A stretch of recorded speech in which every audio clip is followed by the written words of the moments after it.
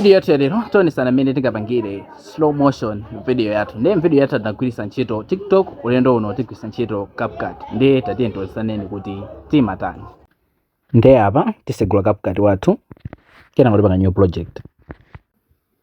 Kena kuti sankha clip yathuyo ndi kuyipanga add.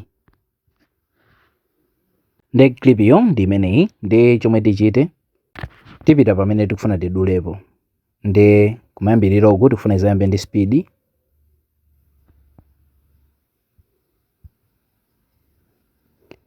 Kena kupoponyapo izakhale pa slow mo. Ndi tidula apa ndikupanga clip imene tikuifunayo nkupanga pa speed.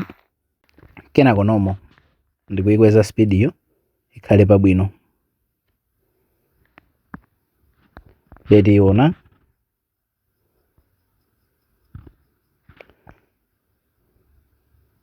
ndewe tipanga kuti akamaiponya chonchi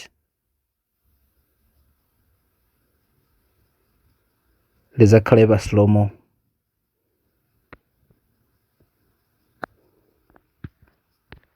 Ndewe tipanga so select clip yo ndipanga speed ndipanga normal ndikuibweza. Kena kuti chongera ukuso ndikuti kuzakhale kwa speed yothamanga.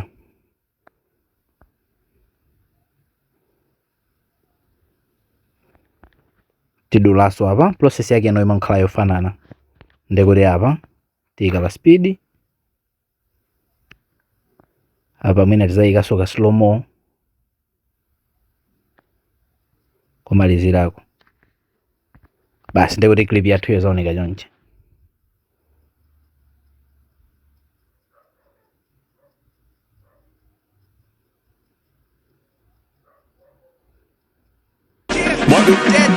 Tabulanso Bajaluso ni patso Jakatino mupinanso Aitapoke